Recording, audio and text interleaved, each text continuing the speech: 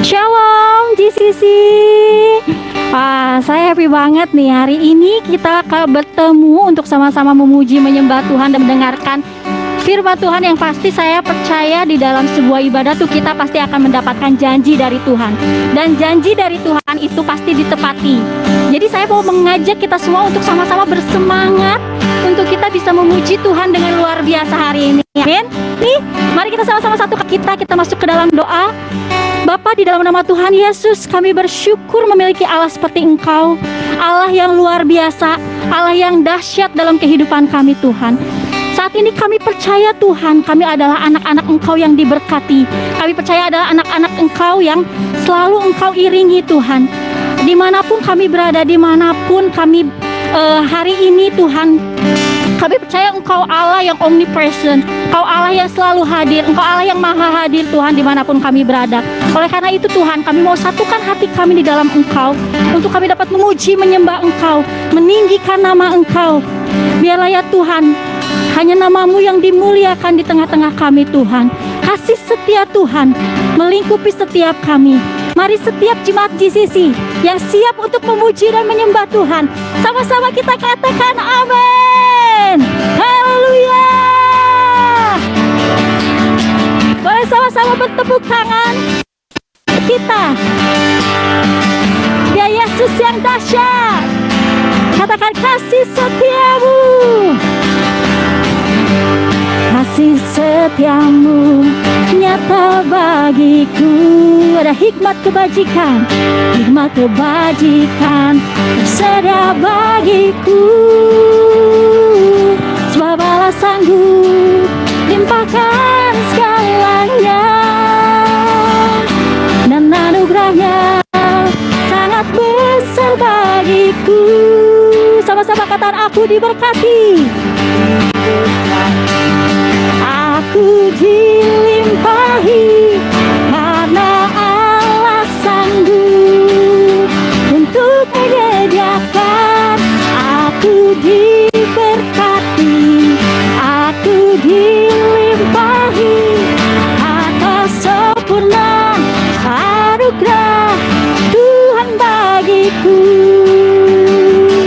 Amin. Kita semua diberkati Tuhan.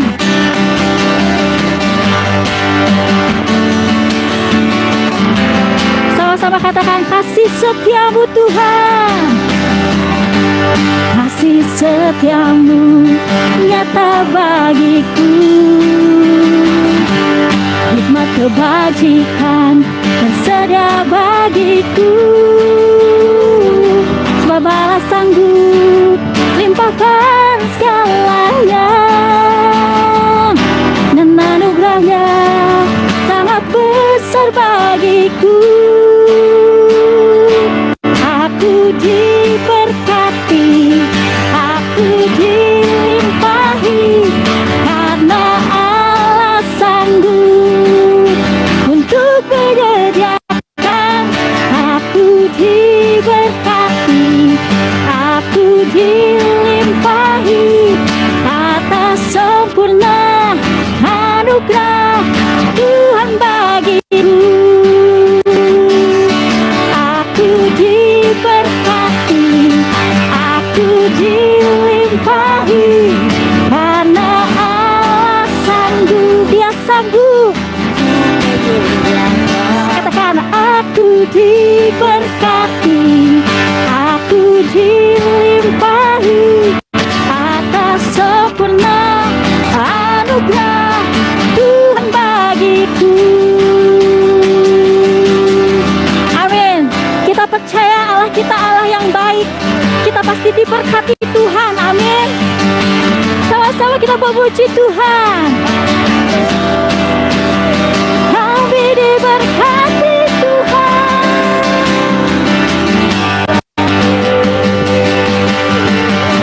Boleh sama-sama katakan, sebab Allah sanggup, sebab Allah sanggup limpahkan segalanya, dan anugerahnya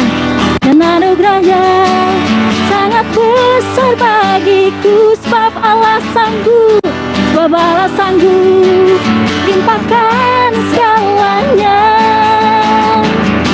dan anugerahnya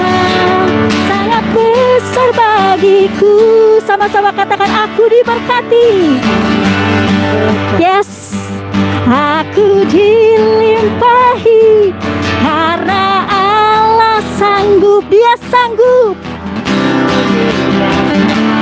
Aku diberkati, aku dilimpahi kata sempurna anugerah Tuhan bagiku. Aku diberkati, aku dilimpahi karena Allah sanggup, Dia Allah yang sanggup. Aku diberkati,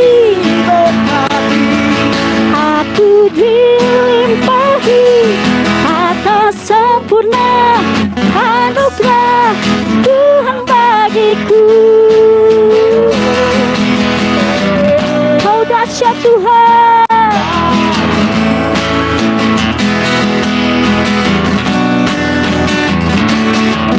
Haleluya. Kita percaya Tuhan kita, Tuhan yang akan memberkati kita, amin. Tapi saya tahu kalau kita anak Tuhan, berkat tuh nggak boleh dinikmati sendiri. Berkat tuh harus dibagi-bagi. Jadi sekarang saya mau ajak kita semua untuk sama-sama bisa katakan, nggak cuma aku diberkati, tapi kamu diberkati, kita diberkati. Boleh sama-sama katakan? Kamu diberkati, kamu dilimpahi karena Allah sanggup, Dia sanggup untuk menyediakan. Kamu diberkati, kamu dilimpahi. Woi, dahsyatnya Tuhan kita. Tuhan bagi, katakan kita diberkati.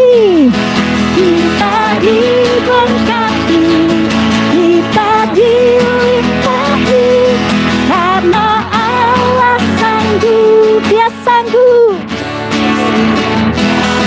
Kita diberkati, kita dilimpahi atas sempurna anugerah Tuhan bagiku.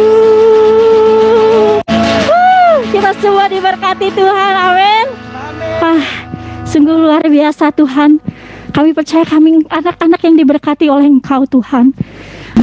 Saat ini kami ada semua karena anugerah-Mu Tuhan, bukan karena kekuatan kami Tuhan, tapi hanya oleh karunia-Mu Tuhan. Terima kasih Yesus, terima kasih Tuhan. Yes Jesus. Dan sama-sama kita katakan semua karena anugerah-Mu hari ini ada, bukan pada kuatku, melainkan melalui ku bawa hatiku dengan bahanku. Semakin berkurang, Yesus semakin bertambah.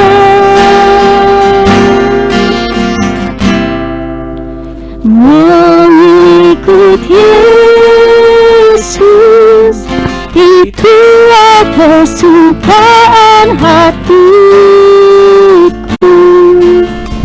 Ku lepas semua aku untuk mengenal kehendak-Mu di hidupku. Menurut Yesus, itulah kekuatan hidupku. Ku yakin anugerah mampu jadikanku hamba yang berkenan selalu.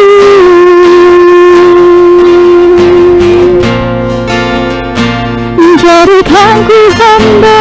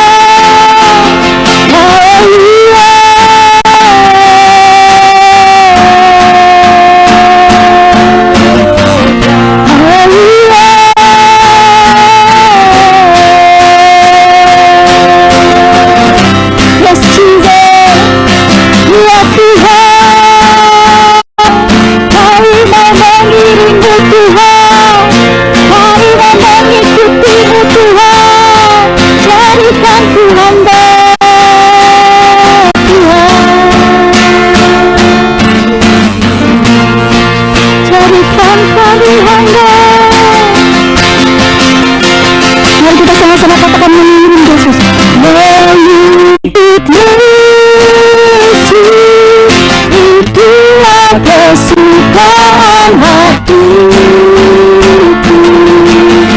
ku lepas semua hati untuk mengenal kehendakmu di hidupku,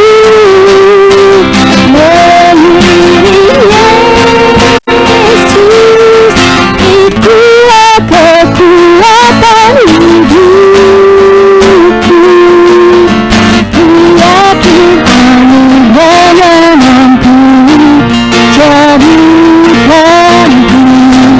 hamba yang berkenan selalu.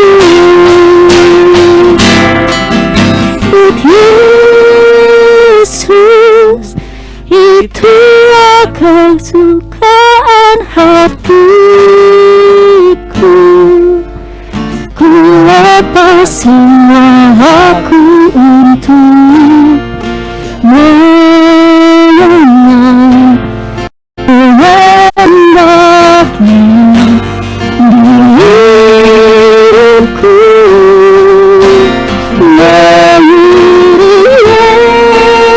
Yesus, itulah kekuatan hidupku. Ku yakin anugerahnya mampu jadikanku hamba yang berkenan selalu.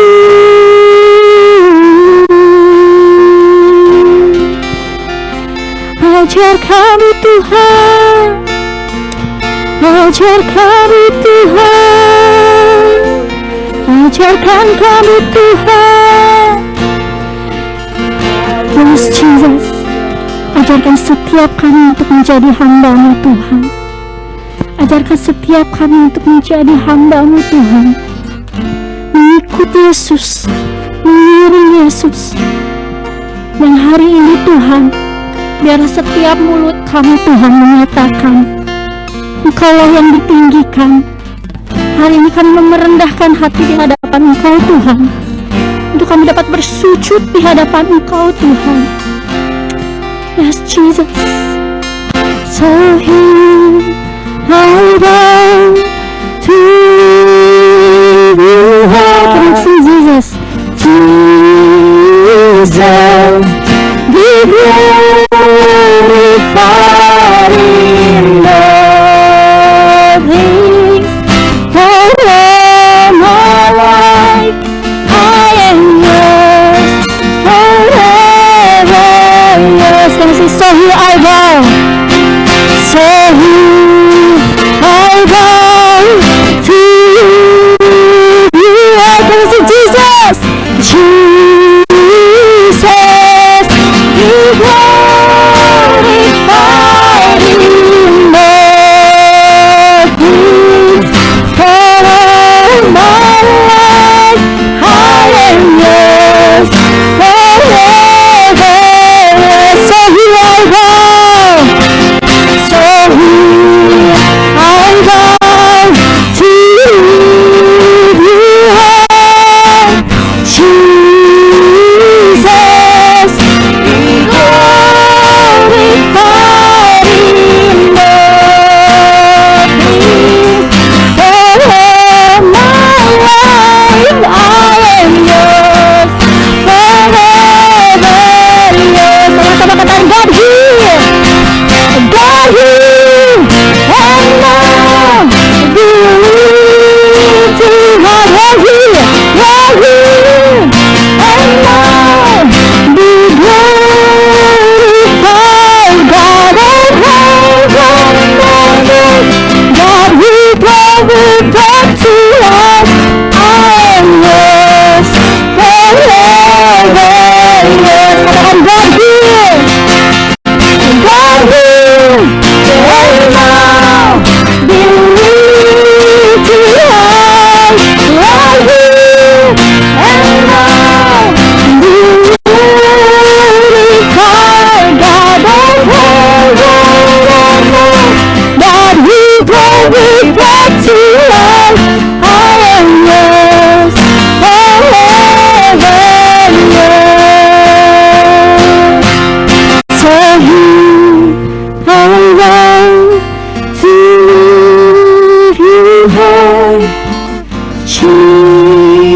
Jesus, be glorified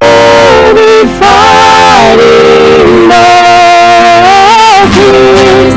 All of my life I am yours, forever yours. So here I go, so here I go, here I go. So Jesus, and be glorified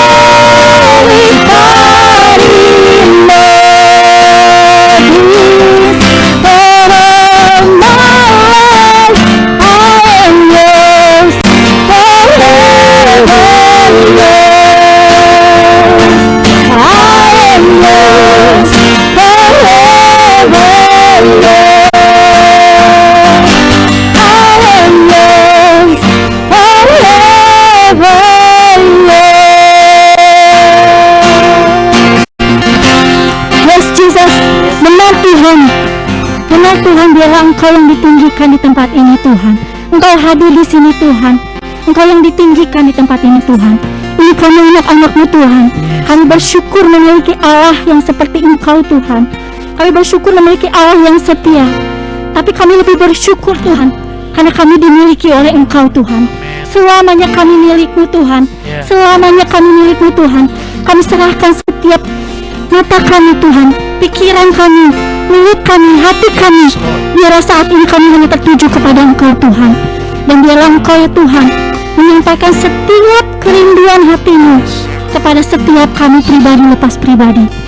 Kami serahkan Tuhan setiap hati kami kepada Engkau. Biarlah ya Tuhan, kami siap untuk memuji, menyembah Engkau. Kami siap untuk mendengarkan firman dari Engkau Tuhan. Kami siap mendengarkan isi hati-Mu Tuhan. Mari setiap kita sama-sama kita katakan amin. Amin.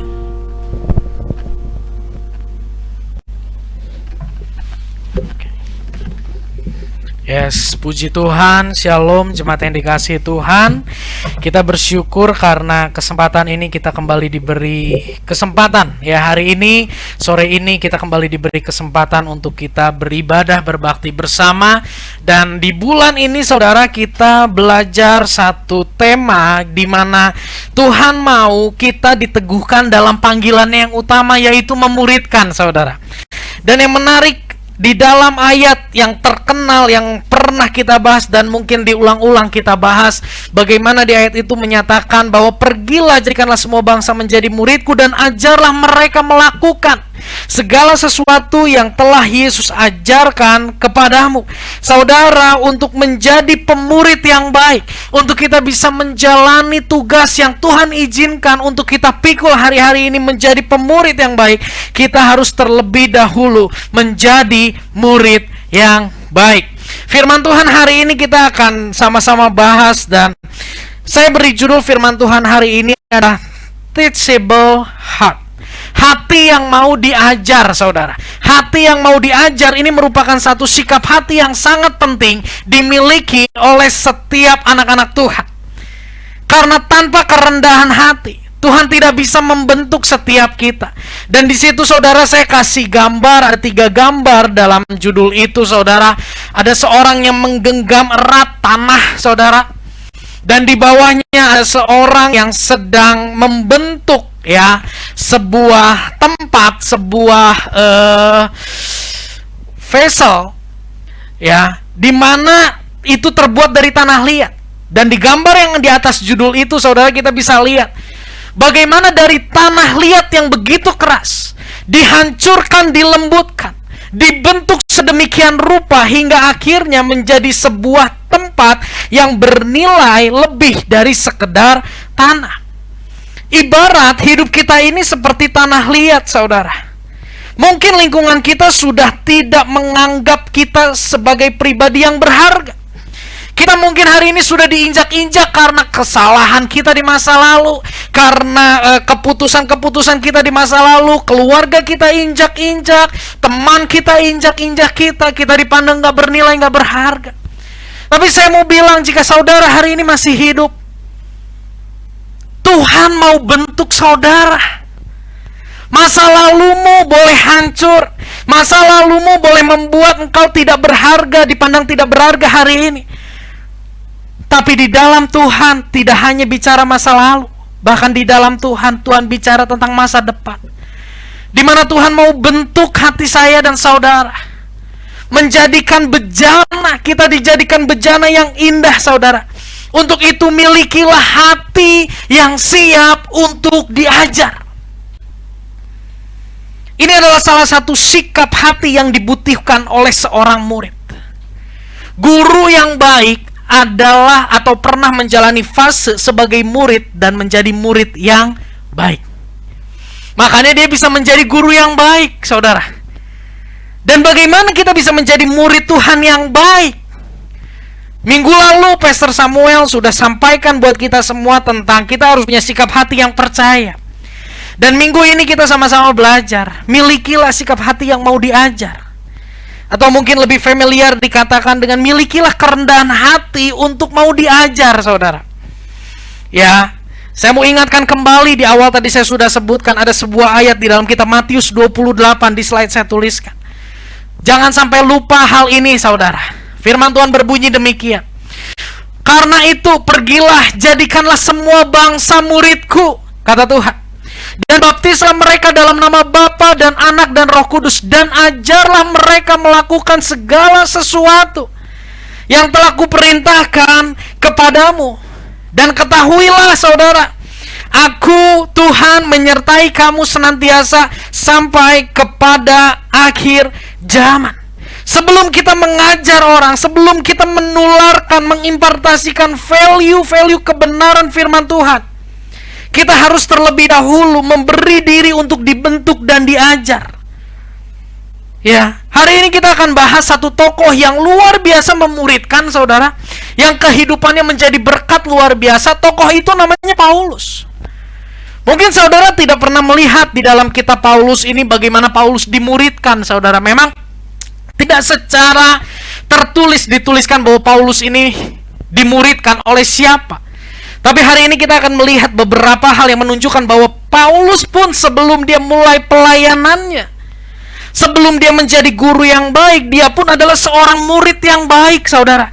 Dan Paulus ini tadinya adalah seorang pribadi yang memiliki hati sangat keras.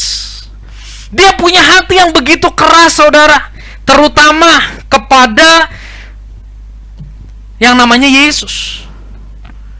Tapi bagaimana Paulus ini akhirnya bisa dipakai oleh Tuhan? Karena dia punya hati yang mau diajar. Paulus memiliki kerendahan hati. Satu, dia memiliki kerendahan hati di hadapan Allah. Di hadapan Allah, kepada Allah dia memiliki kerendahan hati. Dan yang kedua, dia memiliki kerendahan hati di hadapan hamba Tuhan, para rasul dan rekan pelayanan. Bicara tentang otoritas rohani.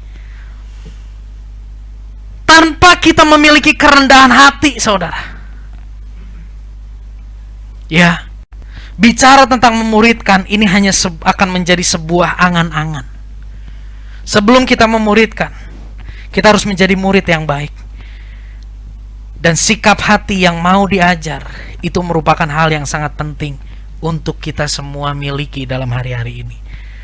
Kita akan lihat yang pertama, Paulus punya kerendahan hati di hadapan Allah. Kisah Para Rasul 9 ayat 1 sampai dengan ayat yang kedua, firman Tuhan bilang gini, saudara. Sementara itu berkobar-kobar hati Saulus untuk mengancam dan membunuh murid-murid Tuhan.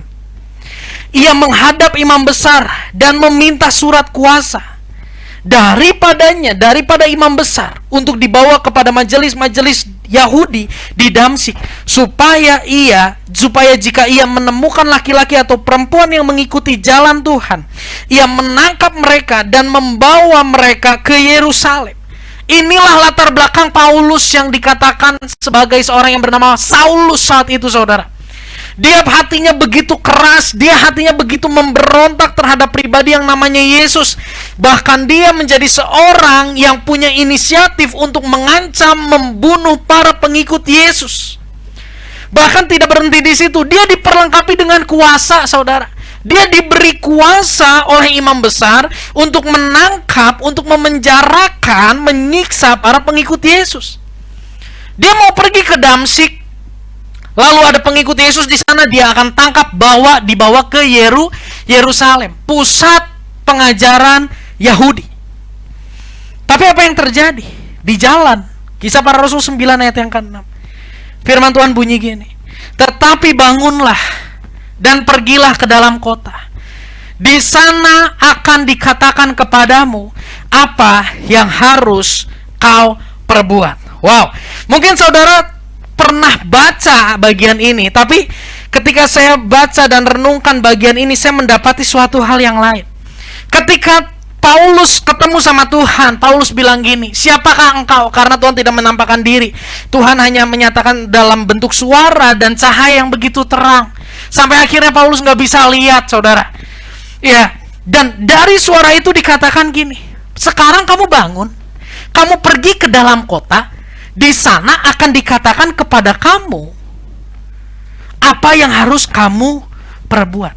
Di sini Paulus diperhadapkan dengan ketaatan atau pemberontakan. Dengan ketaatan atau pemberontakan. Paulus sangat tahu kalau dia ikutin suara itu, maka dia akan tahu apa yang harus dia lakukan di masa depannya. Dan dia sudah tahu bahwa yang akan menunjukkan kepada dia apa yang harus dilakukan di masa depannya adalah pribadi Yesus yang dia sangat benci, yang dia sangat tolak, saudara. Tapi kita tahu kelanjutan kisah ini. Paulus tidak memberontak. Paulus tidak memutuskan untuk kembali ke markas atau ke Yerusalem. Tapi Paulus memutuskan untuk masuk ke dalam kota Damsyik. Paulus memiliki hati yang siap diajar. Paulus mulai sepakat dengan hatinya Yesus. Oke, engkau menyuruh aku ke sana. Paulus tahu bahwa suara itu suara Yesus yang dia sangat benci. Tapi di momen itu Paulus menuruti apa yang suara itu katakan. Dan akhirnya dia masuk ke dalam kota. Dia mulai sepakat dengan hatinya Yesus. Dia siap mendengarkan apa yang akan Yesus nyatakan untuk masa depannya. Seorang yang tadinya menolak pribadi Yesus, tapi di momen ini dia punya hati yang diubahkan, saudara. Sehingga dia punya kesiapan untuk mendengar perintah atau tuntunan Tuhan untuk dirinya. Di sini Paulus atau Saulus tidak melakukan pembenaran diri. Di sini Saulus tidak melakukan argumentasi tentang siapa dirinya. Siapa sih Paulus? Kalau saudara ingat, dia bukan orang yang biasa. Secara kasta kerohanian, dia adalah orang yang memiliki jabatan rohani yang sangat tinggi. Dia adalah guru agama. Dia adalah orang yang masuk dalam golongan yang sangat dihormati dalam kalangan bangsa Yahudi, saudara. Dan bahkan dialah pribadi yang mengakui bahwa Stefanus itu mati dirajam oleh batu. Tapi saat itu dia nggak berargumentasi. Dia nggak tawar-menawar sama Tuhan.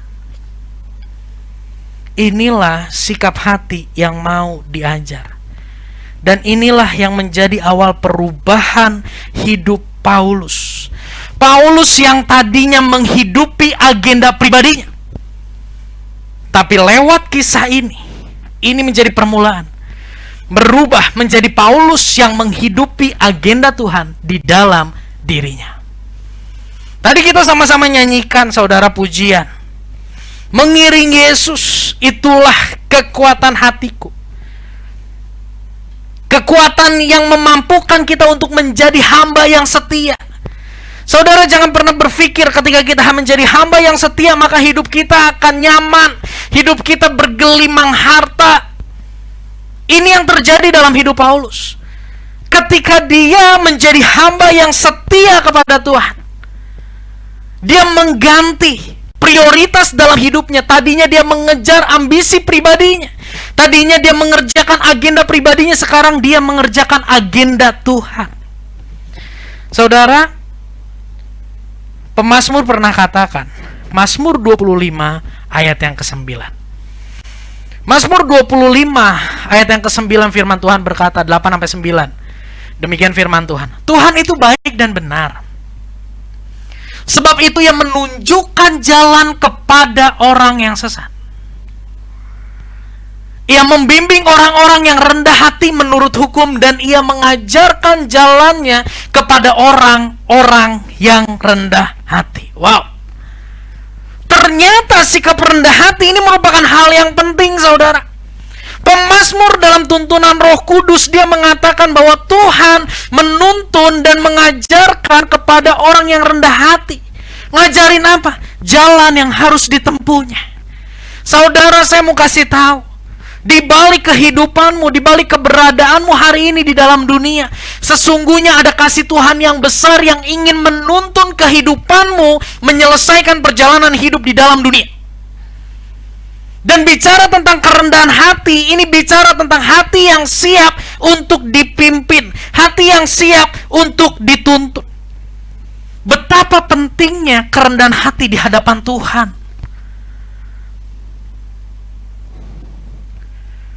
Ya, kita belajar tadi dari Paulus. Dia punya sikap rendah hati di hadapan Tuhan. Dia mau diajar. Dia mau mendengarkan apa yang Tuhan Yesus mau nyatakan kepada kehidupannya. Mungkin hari ini saudara tidak mendengar suara Tuhan seperti Saulus mendengar suara Tuhan. Mungkin hari ini engkau nggak mendengar suara Tuhan secara audible, saudara. Tapi saya mau bilang, lewat buku ini, Tuhan bicara keras untuk saya dan saudara. Lewat Alkitab, lewat firman Tuhan hari ini, Tuhan bicara kepada saya dan saudara. Mungkin saudara bertanya, kapan Allah berbicara kepada saya? Saya tulis di situ, Allah berbicara kepada kita melalui firman-Nya. Ketika kita membaca dan mendengar firman, sesungguhnya saat itu Tuhan sedang berbicara kepada kita. Ketika kita mendengar firman Tuhan, apakah kita mendapat kebenaran atau mencari pembenaran? Orang yang mencari pembenaran adalah orang yang tinggi hati di hadapan Tuhan. Mari saudara, Tuhan bicara lewat firman-Nya ketika kapan? Ketika kita renungkan. Maka dari itu, dalam setiap fase kehidupan kita, baik ketika kita dalam pergumulan, kita dalam kenyamanan hidup, jangan pernah lupa membaca, mendengarkan, dan merenungkan firman Tuhan. Lewat perenungan itu Tuhan bisa ingatkan kepada saudara, ada firman Tuhan yang berkata demikian. Ya, dan itu akan menguatkan saudara dalam menjalani kehidupan. Kapan Tuhan berbicara? Ketika kita melakukan firman Tuhan. Sebenarnya ketika kita melakukan firman Tuhan, satu hal kita lakukan, satu pimpinan Tuhan kita lakukan. Sesungguhnya itu akan membuat telinga kita semakin peka terhadap firman Tuhan, terhadap tuntunan Tuhan bagi kehidupan setiap kita. Pemazmur tadi kita sudah baca sama-sama bahwa Tuhan sangat suka terhadap orang yang rendah hati. Dan kepada orang yang rendah hati Tuhan akan membimbing, akan mengajarkan jalannya. Mari saudara, ketika kita membaca firman, mendengar firman, merenungkan firman, dan melakukan firman, itu adalah momen-momen di mana Tuhan bicara sama kita. Ketika kita baca firman, dengar firman, dapati apa yang Tuhan rindukan untuk kita ubah dalam hidup kita. Ketika kita dalam pergumulan, jangan kita memikirkan tentang apa yang bisa kita lakukan dan perbuat, tapi yang utama yang harus kita renungkan adalah apa yang Tuhan mau kerjakan. Dan ketika kita merenungkan itu, kita berdoa untuk hal itu, di situ Tuhan akan menyatakan tuntunannya. Di situ saya tuliskan di slide, ciri orang yang rendah hati di hadapan Allah. Mungkin saudara bingung, sudahkah aku rendah hati di hadapan Tuhan? Dan saudara rindu, Tuhan, aku rindu nih dilihat hatiku nih. Adakah aku cukup rendah hati di hadapan Engkau? Ciri orang yang rendah hati di hadapan Tuhan yang pertama, dia rindu mengisi hidupnya dengan firman. Bagaimana dengan saya dan saudara? Adakah kerinduan itu di dalam kehidupan kita? Adakah kita rindu untuk setiap hari kita diisi, hati dan pikiran kita diisi dengan firman Tuhan yang dalam bentuk nyata? Kita mengkhususkan waktu untuk merenungkan firman. Kita mengkhususkan waktu untuk membaca firman Tuhan. Yang berikutnya, siap dikoreksi, saudara. Ketika kita membaca firman, merenungkan firman, di situ kita harusnya menemukan kebenaran dan bukan mencari pembenaran. Itu bentuk orang yang memiliki kerendahan hati. Ketika kita mendengar firman Tuhan dan kita tahu firman Tuhan menegur kita, lalu kita berkata dalam hati kita, Tuhan, yang ini aku gak mau lakukan, yang lain aku lakukan. Anda tidak cukup rendah hati di hadapan Tuhan. Ya, ketika firman Tuhan menegur saudara, hei suami, kasihilah istri. Lalu saudara katakan, istri saya aja gak bisa hormati saya Tuhan. Saya tunggu dia hormati saya dulu, baru saya akan mengasihi dia. Di situ Anda tidak siap diajar oleh Tuhan. Paulus ketika dia mendengar suara Tuhan, masuk ke dalam kota, di sana engkau akan mendengar apa yang harus engkau lakukan.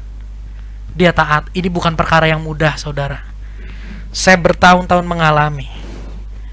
Ketika saya hidup di dalam pemberontakan, orang tua saya selalu ngomong gini, Yusak, kamu berdoa, tanya Tuhan, kemana Tuhan mau pimpin hidupmu. Semakin saya digituin, semakin saya gak berdoa. Ya, orang tua saya bilang, udahlah Yusak, kamu masuk sekolah Alkitab. Saya berontak luar biasa, saya katakan, sampai kapanpun saya gak mau masuk sekolah Alkitab. Ini ada Pak David saksinya. Pak David tahu saya dari puluhan tahun yang lalu. Puluhan ya, belasan tahun yang lalu, saudara. Ya, bagaimana Pak David mendengar cerita saya, Pak, saya disuruh masuk sekolah Alkitab, mungtoi.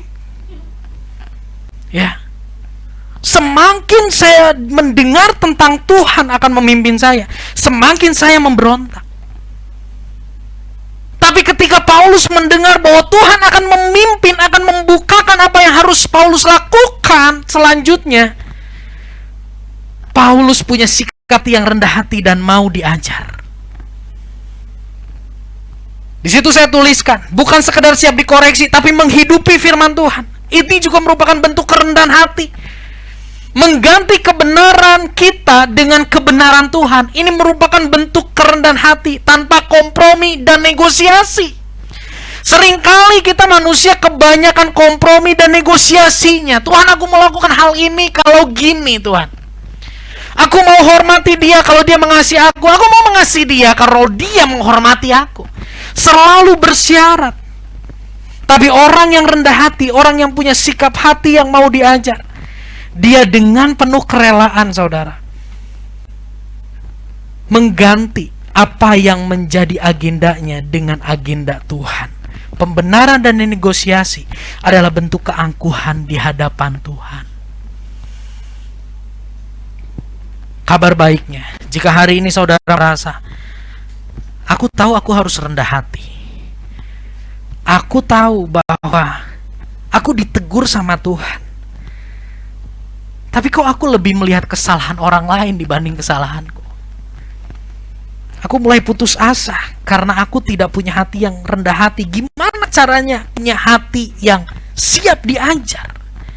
Saya mau katakan, saudara, bicara masalah hati, hanya Roh Kudus yang sanggup mengubahkan.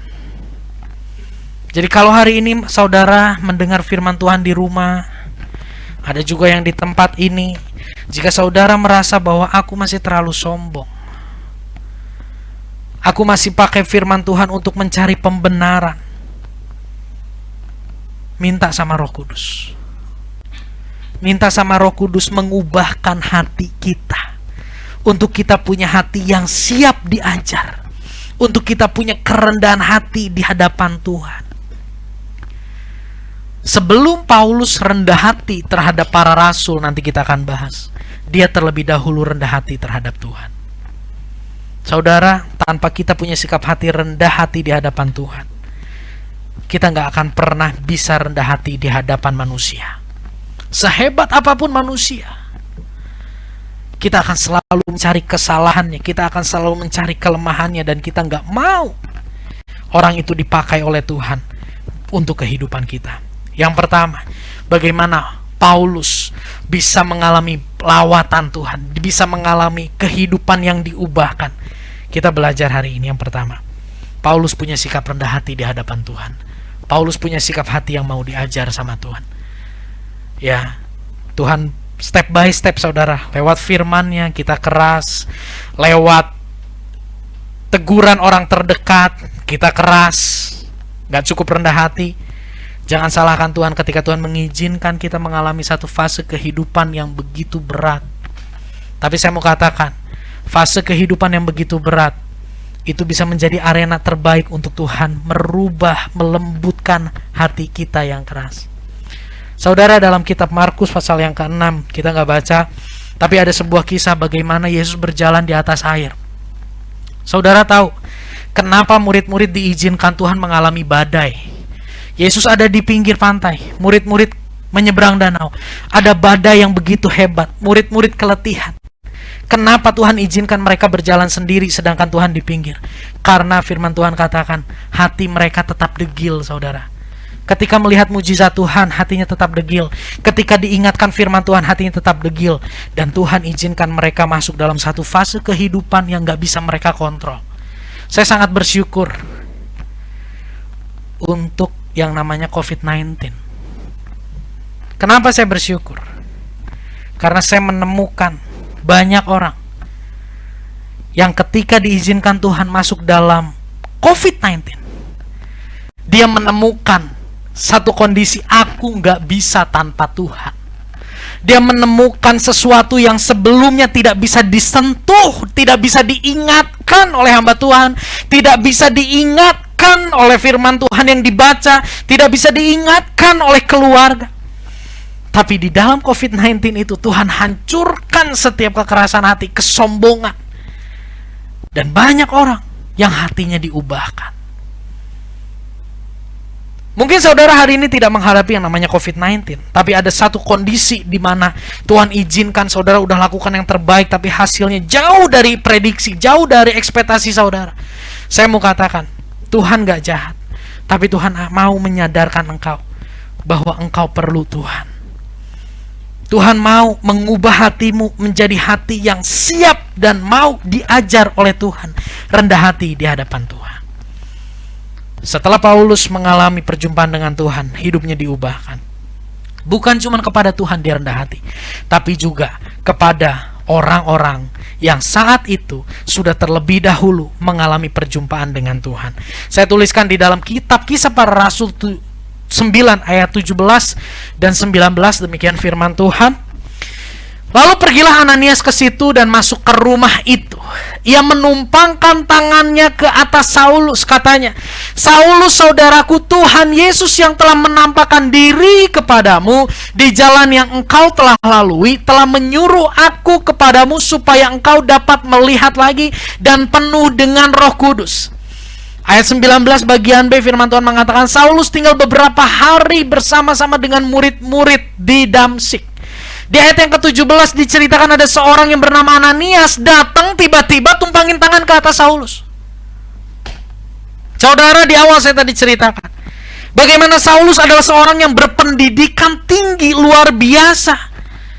Ya, dia dididik di bawah aja. Di Kisah Para Rasul, Paulus pernah katakan, Kisah Para Rasul 22 ayat 3, dia pernah katakan, aku dididik dengan teliti di bawah guru yang bernama Gamaliel.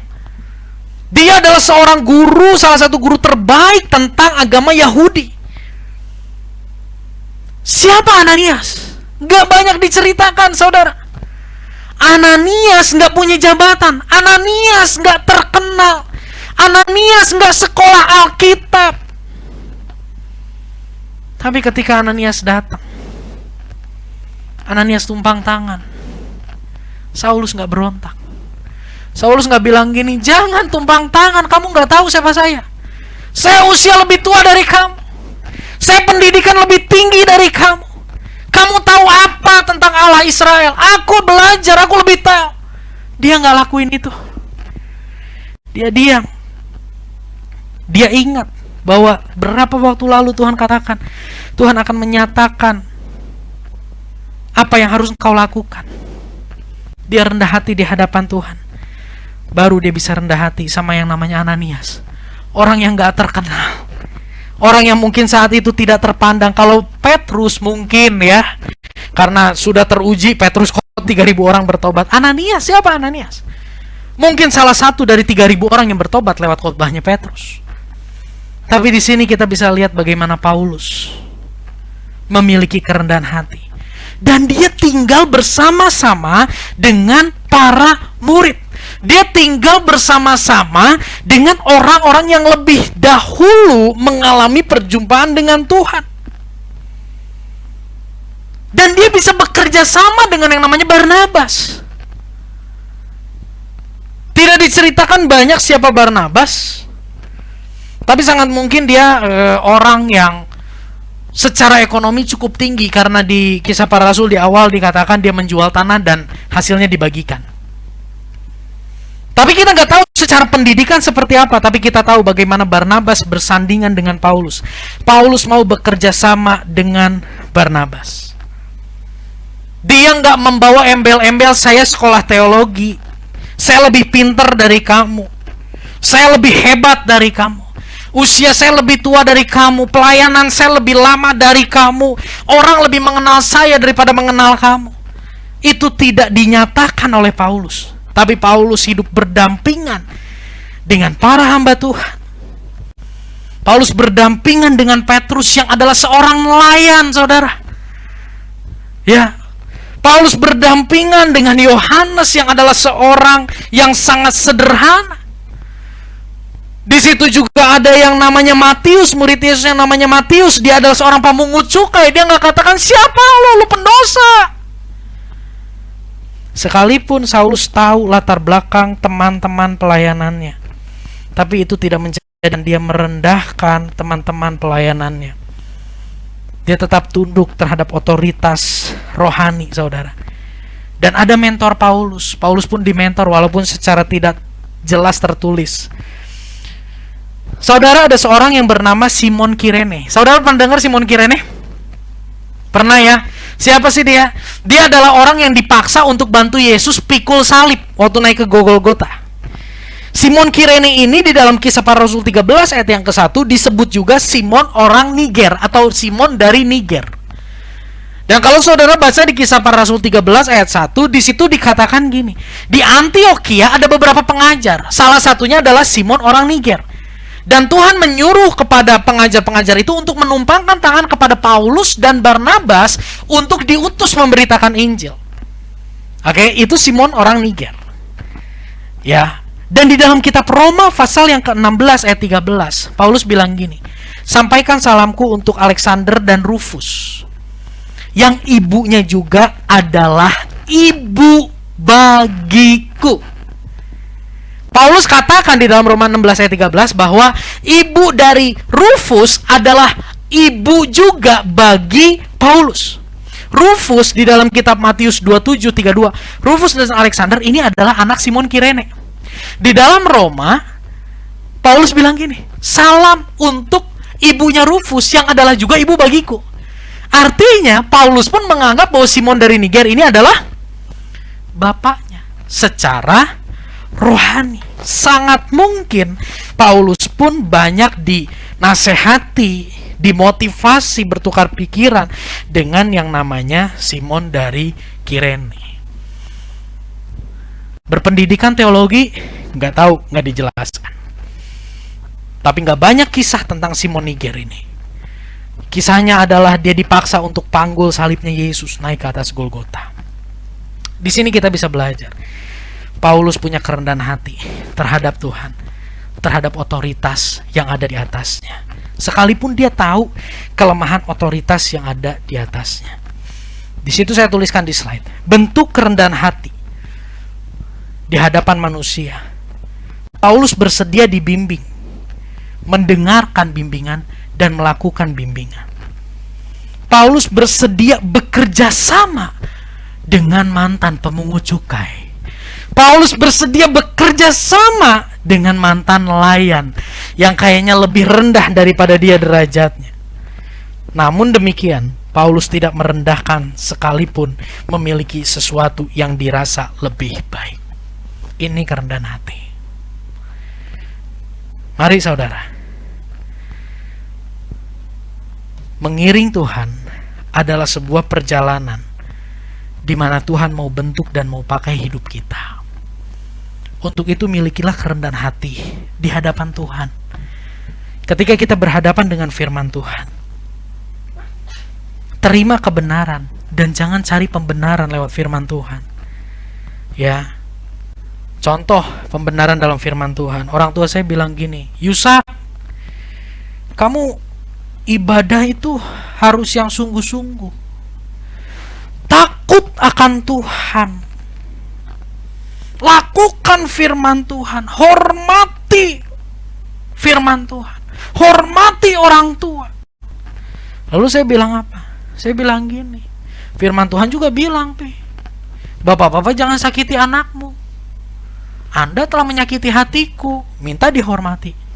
Itu namanya pembenaran. Dikasih firman Tuhan, cari ayat firman Tuhan untuk jadi pedang. Itu yang saya lakukan, dan dengan melakukan itu, hidup saya tidak diubahkan. Kenapa orang tua saya menyakiti saya? Saya minta mobil buat jalan-jalan, gak dikasih. Kenapa saya katakan orang tua saya menyakiti saya? Saya lagi di diskotik, dijemput, era atuh orang teh. Gimana hati ini tidak malu, Bapak? Pendeta kok masuk ke diskotik jemput anaknya? Bikin malu aja. Itu yang saya lakukan.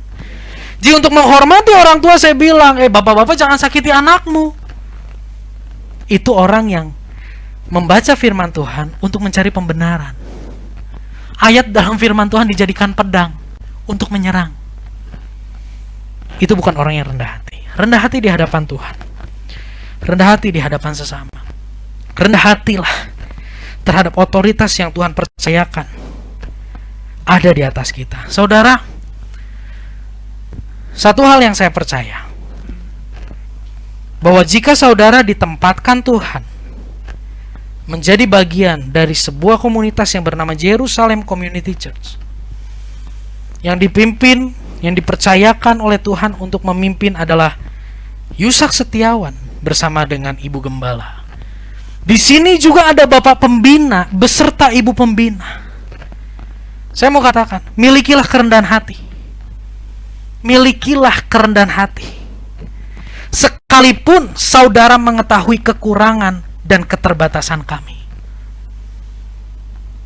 Sangat mungkin Tuhan mau pakai kami untuk membentuk, untuk menjadi perpanjangan tangan Tuhan, menjadi pengeras suara Tuhan bagi saudara. Saudara, saya katakan ini bukan karena saya takut direndahkan. Ya, saya sangat sadar banyak sekali kelemahan. Dan saya bukanlah tipe orang yang menutup-nutupi kelemahan saya. Walaupun saya pun tidak dengan sengaja mengombar kemana-mana. Ada beberapa orang terdekat yang saya sangat tahu. Mereka tahu kelemahan-kelemahan saya. Saya berkata seperti ini. Bukan saya takut kehilangan jemaat. Bukan saya takut tidak dihormati karena saya usia masih lebih muda dari Bapak Ibu Saudara. Saya berkata demikian karena saya tahu bahwa firman Tuhan mengajarkan kita untuk rendah hati. Karena dengan rendah hati kita akan menemukan tuntunan Tuhan. Bukan kami takut direndahkan, namun jika sampai saudara merendahkan diri kami, ada tuntunan Tuhan yang akan Tuhan nyatakan melalui kami. Itu tidak bisa terimpartasi kepada saudara, karena saudara menolak, karena saudara tidak rendah hati di hadapan kami. Bukan untuk kami, bukan karena kami takut, bukan karena kami ingin ditinggikan, bukan karena kami haus akan pujian. Tapi jangan sampai ketika Tuhan mau bicara lewat kami kepada saudara, saudara menolak itu. karena saudara tidak memiliki kerendahan hati. Saya pun hari ini belajar untuk saya miliki kerendahan hati terhadap Bapak Pembina yang hari ini juga mungkin mendengarkan. Ya, saya pun belajar. Banyak gesekan, banyak perbedaan, tapi saya harus belajar untuk tetap menghormati dan rendah hati. Maka dari itu saudara, ada sebuah ayat dalam kitab Efesus 6 ayat yang ke-18 sampai 9 sampai 20, firman Tuhan berbunyi demikian. Dalam segala doa dan permohonan, berdoalah setiap waktu di dalam roh dan berjaga-jagalah di dalam doamu itu dengan permohonan yang tidak putus-putusnya untuk segala orang kudus, untuk aku. Perhatikan. Supaya kepadaku, jika aku membuka mulutku, dikaruniakan perkataan yang benar, agar dengan keberanian aku memberitakan rahasia Injil yang kulayani sebagai utusan yang dipenjarakan. Berdoalah supaya dengan keberanian aku menyatakan sebagaimana seharusnya aku berbicara.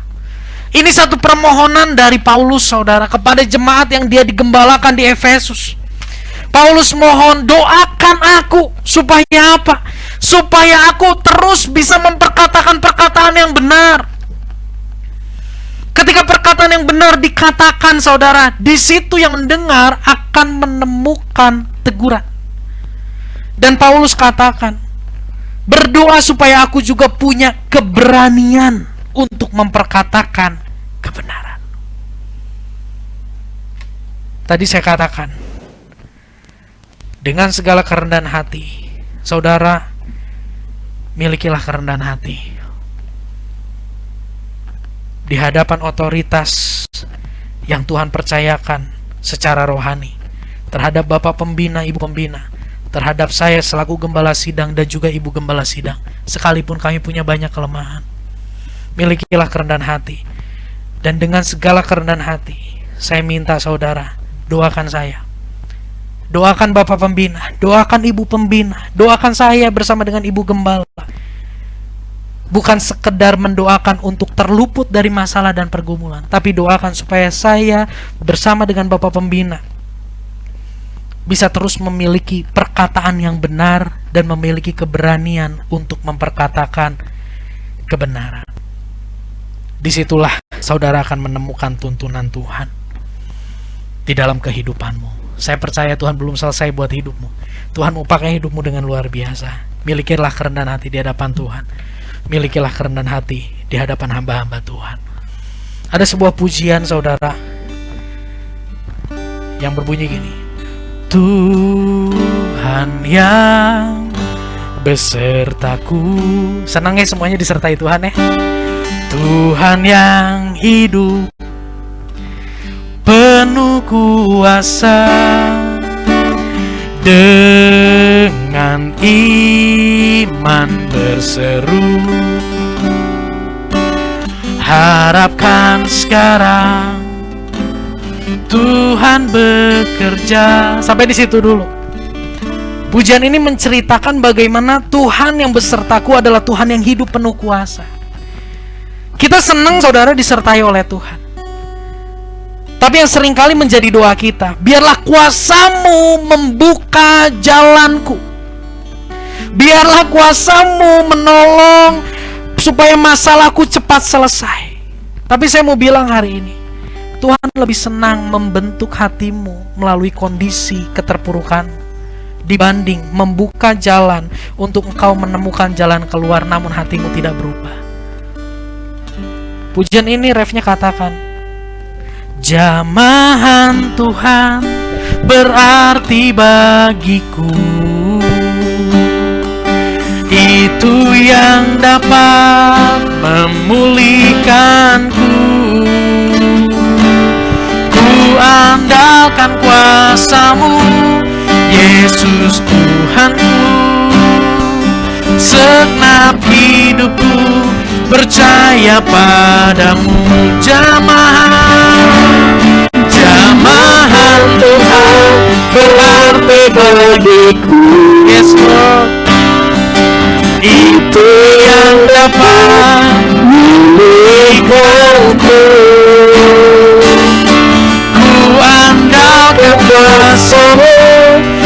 Yesus Tuhanku, senang hidupku percaya padamu. Biar ini boleh menjadi doa kita, saudara. Minta supaya jamahan Tuhan nyata bagi setiap kita, memulihkan hati kita. Hati yang keras, hati yang sombong, hati yang selalu mencari pembenaran, hati yang merendahkan. Kita minta Roh Kudus jamah hati kami. Roh Kudus buat hati kami lembut, buat hati kami siap diajar oleh firman. Terima kasih Tuhan. Setiap pribadi berhadapan dengan Tuhan saat ini, mohon Tuhan menjamah hatimu. Jika kau mendapati di dalam hatimu masih ada kesombongan, ada sesuatu yang kau banggakan, ada sesuatu yang membuat engkau keras hati di hadapan Tuhan, ada kebenaran pribadi yang kau pertahankan, malam hari ini, sore hari ini, minta Tuhan jamah hatimu. Karena jamahan Tuhan tidak hanya sanggup membuka jalan yang tertutup, tapi jamahan Tuhan sanggup merubahkan hatimu yang sangat keras. Jamahan Tuhan berarti bagiku. Terima kasih Tuhan. Itu yang dapat memulihkanku. Ku andalkan kuasa-Mu, Yesus Tuhanku. Sebab hidupku percaya padamu. Jamahan Tuhan berarti bagiku. Amin. Jamah kami Tuhan, itu yang dapat memulihkanku. Ku andalkan kuasa-Mu, Yesus Tuhanku. Sebab hidupku percaya pada. Sekali lagi nyatakan dengan kesungguhan kita. Jamahan Tuhan, kami berdoa sore hari ini di dalam nama Yesus. Jamah setiap hati, lembutkan setiap hati yang keras, ampuni kesombongan kami Tuhan. Yesus Tuhanku, sebab hidupku percaya padamu. Sebab hidupku percaya padamu. Sebab hidupku percaya padamu. Kau selidik setiap hati kami.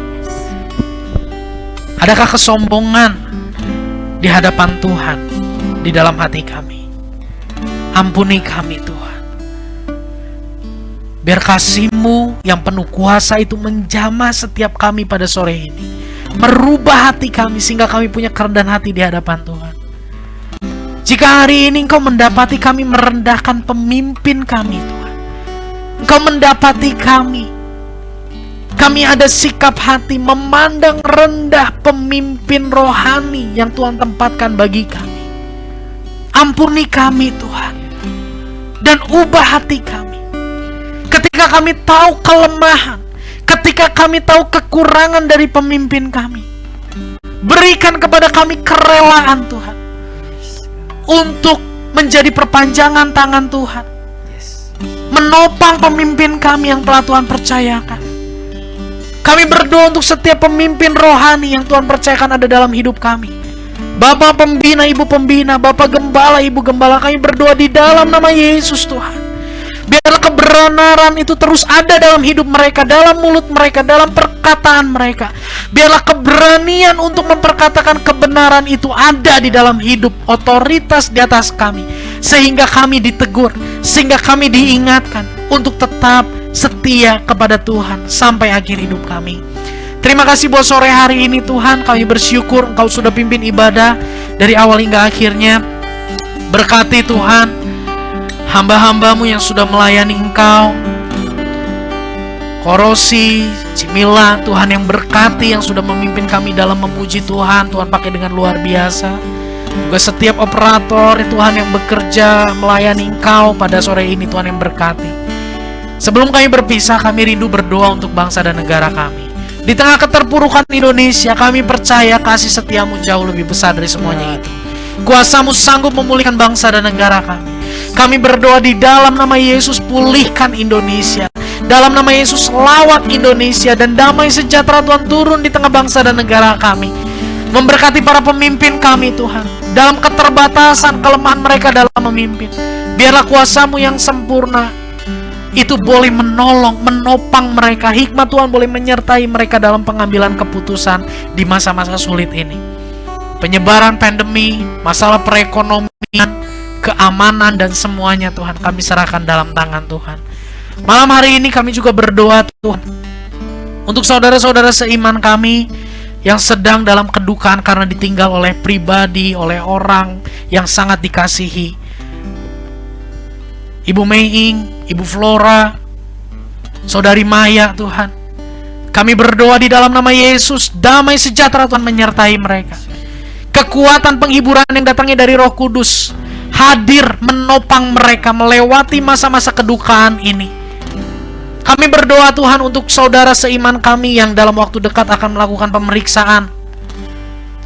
Untuk Ibu Febe Tuhan, yang hari Senin akan pemeriksaan. Untuk Ibu Kori yang hari Selasa akan melakukan pemeriksaan. Perkembangan dari pengobatan terapi yang dijalani. Kami berdoa Tuhan buat dua saudara seiman kami.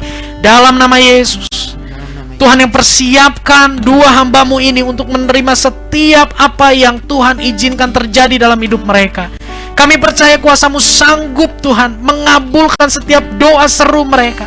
Tapi di atas segalanya kami tahu bahwa Engkau memiliki jalan yang terbaik, rancangan yang terbaik. Genapi Tuhan, genapi apa yang menjadi rancangan-Mu dalam hidup Ibu Febe dan juga Ibu Kori, dan juga kami semua. Berkati Jerusalem Community Church.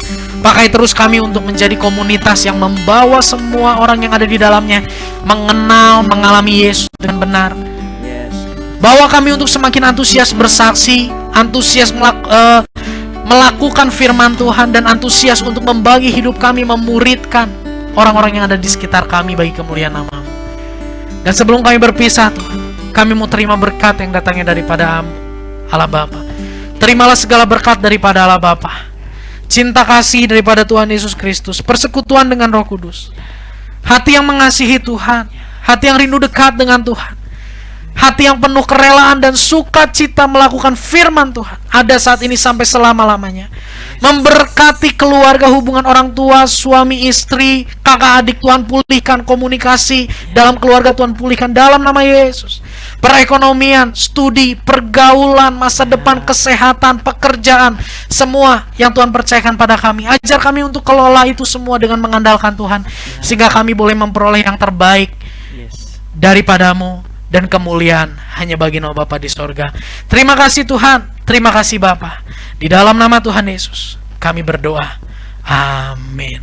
Tak berubah selamanya cinta kasih-Mu padamu, ku mau hidup selamanya senangkan hatimu. Tak berubah selamanya cinta kasih-Mu padamu, ku mau hidup selamanya senangkan hatimu Tuhan. Puji Tuhan, saudara, ibadah boleh berjalan lancar dan ibadah berakhir pada sore ini. Dan sebelum kita berpisah, ada beberapa pengumuman. Yang pertama, setiap hari Rabu jam 7 malam kita ada worship night, saudara. Nanti kita akan bagikan linknya. Kita worship night melalui aplikasi Zoom jam 7 malam. Di situ kita akan menyembah Tuhan. Di situ kita akan mendengar renungan, mendengar kesaksian, mendengar pergumulan-pergumulan saudara seiman kita yang kita doakan dalam hari Rabu itu. Dan kita akan mendengar bagaimana doa-doa yang kita doakan Tuhan bekerja di balik semuanya.